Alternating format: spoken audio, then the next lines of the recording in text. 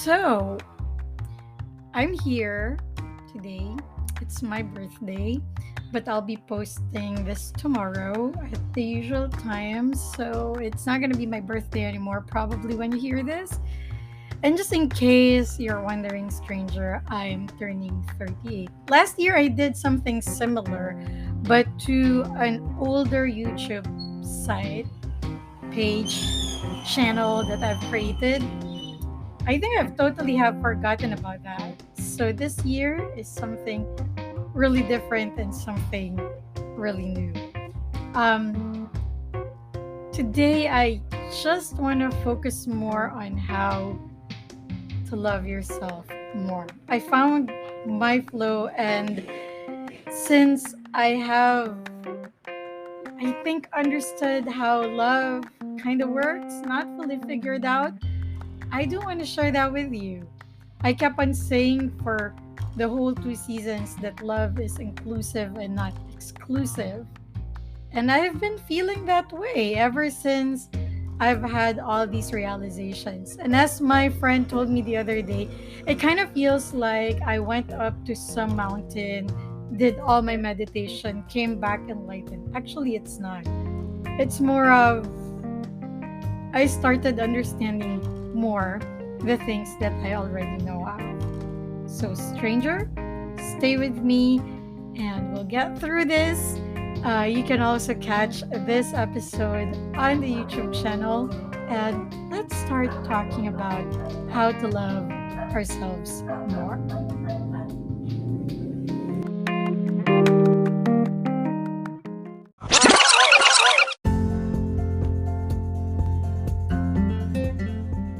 Of course, first and foremost, I am really happy today and pretty excited because it's my birthday. And plus, as you can see, I have better video now because I have figured out how to work the camera into my laptop. I have upgraded almost everything. It's really, really important to celebrate little wins. And I have such a big win last year, and I think that everything just really paid off, and I have to feel that. I have to let myself know that I deserve it. That's where self-love starts. The other day I started the meeting with one of the bosses at work, and he asked how am I doing, and I said I am generally happy. And he said that, yeah, you're always happy and it's so infectious. I didn't know how to feel when people validate things like that to me. And today, one of the messages that I found on my wall said, happy birthday, and I hope that you keep on infecting us with your positive attitude or positivity or something like that. And today I realized that there's really no point in pushing back these kinds of um, comments from people. Yes, I'm a happy person. Or maybe happiness is such a big word. Being happy can be tiring. So I would say that I am more of a joyous person, that I am more of a cheerful person. Last year, as we went through another year of the pandemic, there are so many things that I've realized. And one of them is how to love myself more. People had been telling me that self love is like pampering yourself and being kind to yourself, but no one really told me how to do that exactly. How do I become kind to myself? What is it? How do you do that? How are you being kind to yourself? And then I started asking myself as I went through doing the podcast series, particularly in season 2, why can't people do the things that they do to other people to themselves? It's always going outside, and it's not always that there's something inside that you can pull out and give outside. You know what I mean, stranger? Sometimes we give and give, but there's really nothing there. And some people, they just like to receive and receive and receive without giving back. uh there's just really three people there. You have the giver, you have the receiver, and you have the one who can balance both. I've only known a few people who can balance both. No, they don't perform miracles. They're just as ordinary as we are. But if there's one thing that I've also learned about loving yourself, is stop being romantic about it. Stop romanticizing all of those ideas. There are things that people are not just going to give to you in a silver platter. No. I've learned that I can, whatever I want to do for other people, I should be able to do that for myself. So, an example. Oh, sorry, I just happened to have glimpsed onto my work laptop and I saw the Tokyo wallpaper. So, yeah, I thought it was Lau Pasat in Singapore because I really miss going to Lau Pasat in Singapore. I'm so sorry. I just, whoa, okay. Anyway, where was I? Now I derailed myself and I can't remember what I was talking about. Give me a minute right here. Right. How are we supposed to be kind to other people? How are we supposed to be kind to ourselves? Right. Why is it that the things that I want to do for other people, I cannot do that for me? I can, and I should be able to, because if I am projecting myself to be able to show that to other people, I should be the first one feeling it. It's very much like in learning. How can you expect people to do their best when you in authority cannot show them their best or your best? Right? We are pretty much shaped by our environment, and we are pretty much affected, whether we like it or not, whether we admit it or not, whether we deny it or not. People around us, our environment around us, will shape us into something. Sometimes it pushes us in a box we call identity, and sometimes it's us who doesn't want to go out of that box. We keep on saying, don't box me, but you keep on doing the same things that would box you. Maybe it's comfortability. Maybe it's that feeling of not really wanting to change because this had worked for you and change is scary.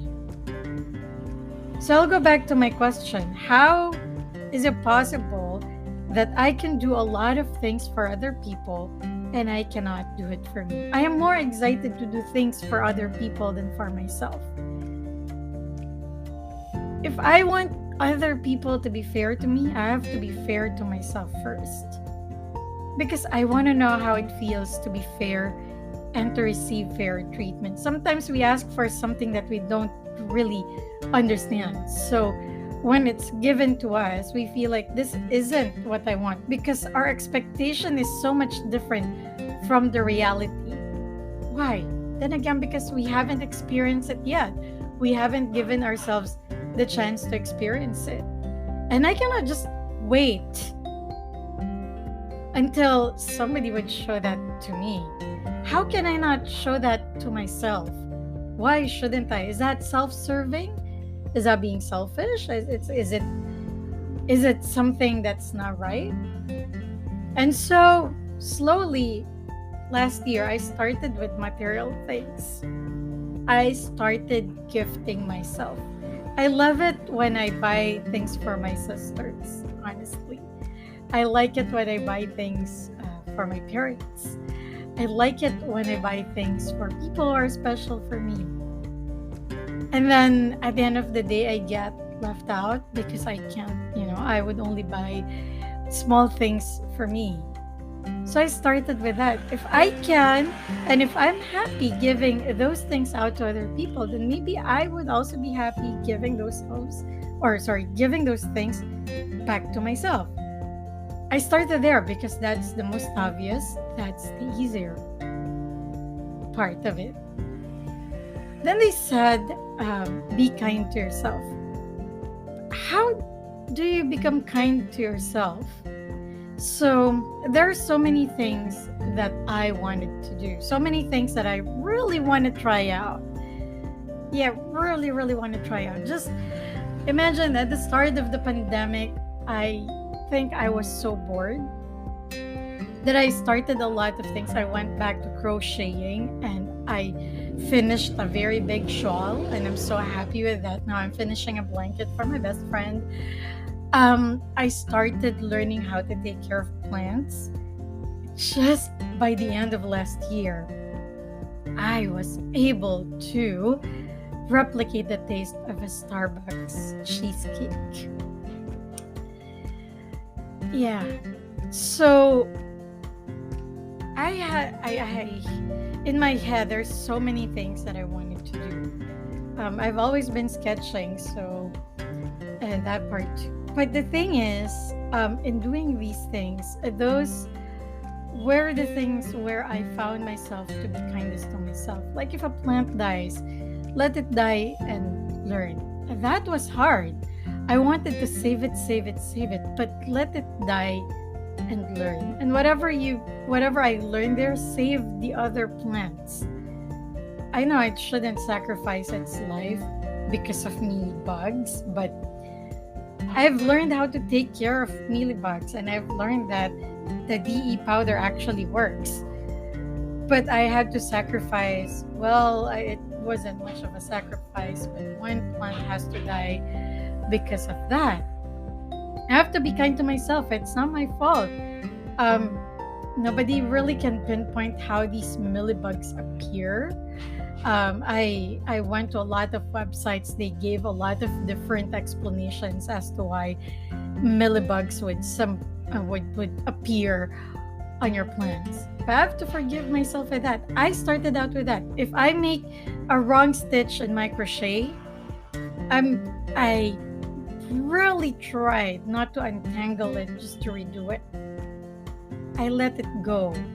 That's where I have practiced it and learned it. And when I sketch, if there's one weird thing that doesn't exactly look like what I'm trying to sketch, I'm just gonna leave it in. I'm not going to erase. Either I shade over it or I make use of it for a design that I'm not planning. That's where I learned how being kind to yourself works. Then slowly I move that over to the things that I do for work. It stresses me if I see a lot of lists or tasks in my list. So I stopped doing my to-do list. I stopped doing it granular. I would just put in like really generic title or really generic tasks just for me to remember because I'm forgetful. When it comes to things like those, sometimes I forget them because there's so many things that are going on inside my head. But then again, that's for me. How do you do it for yourself? Well, surely you have something or some hobby that you do that would also teach you that. And if you haven't had any, I would really suggest you try out a hobby. That's the best way to practice how to be kind to yourself. And then I moved in to my brain. I'm always afraid of being alone because I don't want to be alone with my thoughts. Why is that? Because my thoughts are always scary. I think my brain goes to the darkest parts that I don't want to be in. And sometimes I create voices inside my head. Sometimes it's not a creation, sure. But you know what? 9 out of the 10 voices in my head are actually what I create. And they all tell me negative things, usually things that would make me paranoid. And there's just really that one faint voice that tells me it's not true. And so I started moving it over. If I can trust people, why can't I trust myself? Why can't I trust my brain to lead me to something good, to something better, to something more joyous, cheerful, and eventually happier? I started doing that. I started stripping some of my ideas with, or stripping off romanticism in some of my ideas. And it came through for me. It wasn't easy, believe me. It was hard. It was really, really hard. It took nights of crying alone because there's just so many things that I couldn't understand. So, and I was really telling myself I could go through a lot of therapy. But if I don't decide that I want to get better, and if I don't decide that I have to rule over whatever voices these are, it's not gonna work. I finally understood that thing when they tell you to let other people be at their rock bottom so that they can come up and crawl. I tried that with myself too. I kept on telling myself I'm exactly where I wanted to be. I'm exactly where I should be. And this feels like I've hit rock bottom, and it feels like there's nothing more, it's solid base, it's solid ground. But then again, if I'm at the rock bottom, it means that there's no way but up. And before I tried that out with other people, I tried that out with myself. I don't always have to help myself. I can let myself feel what I need to feel without being dramatic. Before, I didn't understand that. It's okay to cry at night. I mean, reality is an ugly truth. It's not as comfortable as when you put a little romanticism there. But when you wake up the next morning, it's easier to deal with because I already know what I should do, where I should go, and I can respond humanely, like an actual human being. The journey to self-love is not easy, and I don't think I've fully loved myself yet. But it's fine. There's so many things that I was able to uncover and understand. Things that I thought were just things that I have to know, but yeah. And that's my process. I've been always afraid to talk about it because people might ask me how you did it and I can't explain it. But I always circle back now to what I hold true. Love is inclusive, not exclusive. If I found my way around it, what's wrong with telling people how to do it? And if other people get their way around it, they don't even have to tell me because they did it for themselves, not because they heard somebody talking about it on YouTube or in a podcast, but because today they made an important decision that they want to love themselves more. When that well of love really is depleted, we cannot give anything out. I think the biggest thing that I really did was to learn how to deal with reality and remove the romantic part of it. When I did that, I learned what true hope is. I learned what faith is all about. So Now, when I pray at night, it's just not really um, me trying to make myself feel better. I feel like I'm really now talking to the person or to that divine being that I regard. It's a different feeling. I want to say that I can't explain it, but I can describe it to you. It feels like waking up every day knowing that there is negativity all around me, but also knowing that there is real positivity around me. It's like I can hate the situation, but at the same time, I can make something out of it. I know it's gonna be hard for other people to realize to take that in, and they would probably say, "Oh, that's easy because um, so many factors in your life are this and that." Well, keep in mind when I started this podcast back in 2019, my ex-husband and I separated. Pretty much after that, it was hard to get back on track at some point. I had a trip to Taiwan just before the pandemic, and that did change some of my perspective. It made things easier.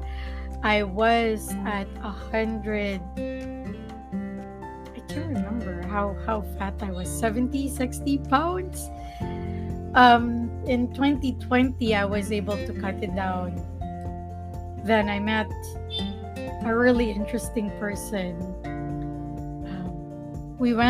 I think we went through the whole ordeal of the pandemic virtually together. We never got a chance to meet each other. It's a bummer because now the borders are opening up and we just don't talk anymore. And that was the turning point. In 2021, I started the podcast because I felt really bad about what happened. I can't tell people about what happened, and I don't know where to unload all these feelings. So I started a podcast talking about it. And I know that I read a lot of books and things like those, but sometimes even if you do that, information they would just mash up in your head. You would follow one, you would follow another, and it's not exactly what you envisioned them to be. And because of that experience, that made me question myself. And like what I said, as I was going through the podcast, particularly season 2, that made me ask myself, if I can do all of these big things for other people, why not do it for me? I can say and honestly say I love myself more. And I'm willing to do a lot of things to keep myself this way and keep myself happy. Not that I'm not looking for a romantic partner. And I'm not saying I have also adjusted my vocabulary now and the way that I say things. I don't know why we keep on saying look for love.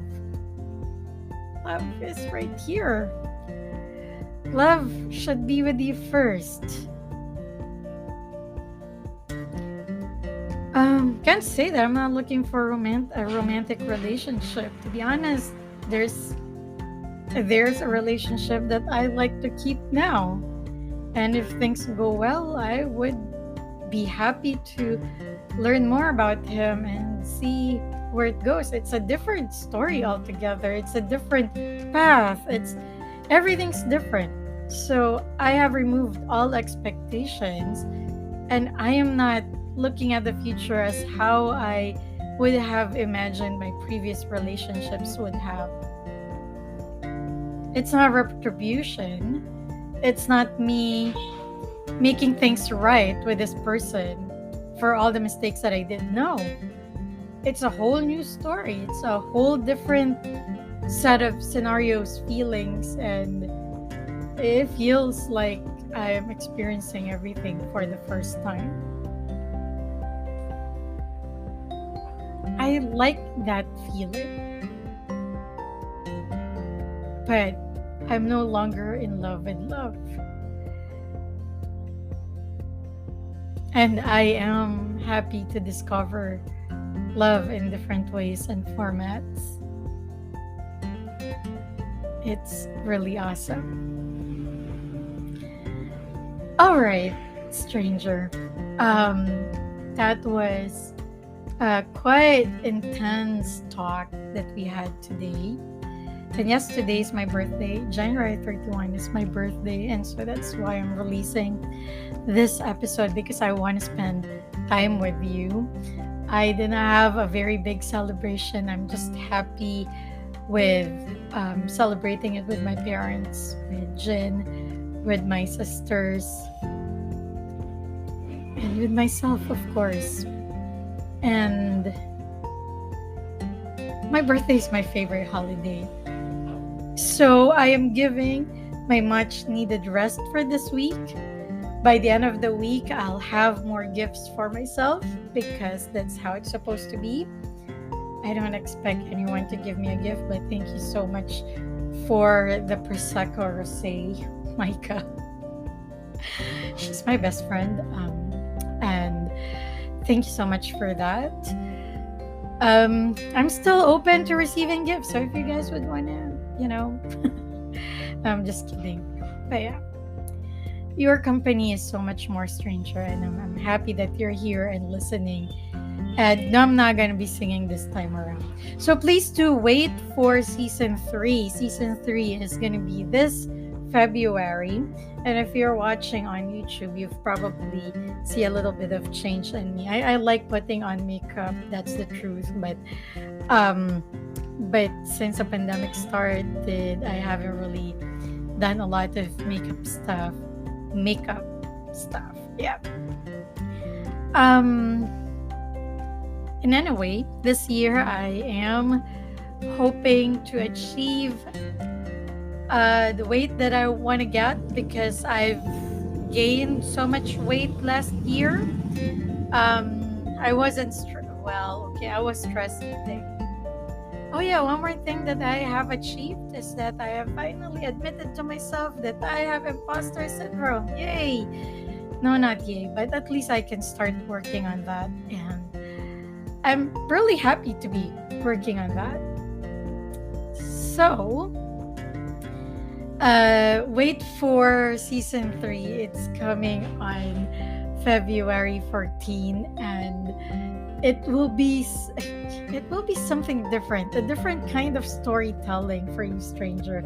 And I hope you'll find very relatable, because when you start removing really the romantic side of things, it starts becoming really relatable to you, and it gives you all those aha moment. How come I did not think of that moment to start doing things or start realizing things? And I hope that it would help you in some way. If you do want to connect, my email is linotagami@gmail.com. So that's LINOTEGAMI@gmail.com. I am always happy to be receiving feedback from you guys. Thank you so much. I received an email. Thank you so much that you're enjoying, and I hope that you keep on enjoying my brain farts. Really, yeah. I keep them coming. I really love reading your feedback on how to improve, and improvement is always good. Sometimes feedback can be scary, but it's something that we really have to learn how to accept, because that's one way to move forward. Not the only way, but it's one way to move forward in becoming better, right? And if we haven't been following each other on Instagram, please do follow me and I'll give you a follow back. Don't be afraid to message me too. That's Lilith Star. I want to think that it's Lilith Star, but it's LILITHSTR. And yes, I know who Lilith is, and it's not my name. In fact, I think my name is totally the opposite of that. But anyway, but yes, my name is Lee. That's real. No, I'm not Chinese. And yes, tomorrow is Chinese New Year. So, how do you say that? Kung hei fat choy. But I've been, throughout the years, I've been discovering that we've been saying some words really wrong. And I hate it because it doesn't give justice to the words. But happy Chinese New Year. My Chinese neighbors already had set out some fireworks. Maybe tomorrow, if I'm not that lazy, we can go to the Chinatown. By the way, we have the oldest Chinatown here in the Philippines. But more about that when we see each other again. Thank you so much for listening in, and you stay healthy. Another achievement, I did not repeat any segment of this video. That's awesome. You stay awesome, stranger, and I'll see you in our next episode. Goodbye for now. See you.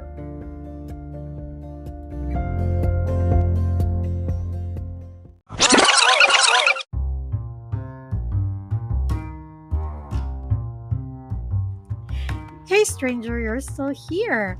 I am happy to hear from you. So you can go ahead and send me a message over Gmail. That's linotagami@gmail.com. That's LINOTEGAMI. It can be just anything. Hi, hello, or you want to share anything that we can talk about. You can just drop it there. Or follow me on Instagram. That's at Lilith Star, LILITHSTR. If you are on YouTube, stay with me. And if you feel like this episode had helped you or will help your friend or anybody else, you are free to share this episode with anyone. And while you're at it, go ahead and subscribe. I would really, really appreciate that. And if you're on a streaming platform, please give us a rating. I would be happy to know how you feel about our episodes and the whole podcast. I know that this isn't as hype as the previous endings, but I'm so happy and I'm so glad to be part of your day. Thank you so much. My name is Lee, and this is Decapitated Thoughts.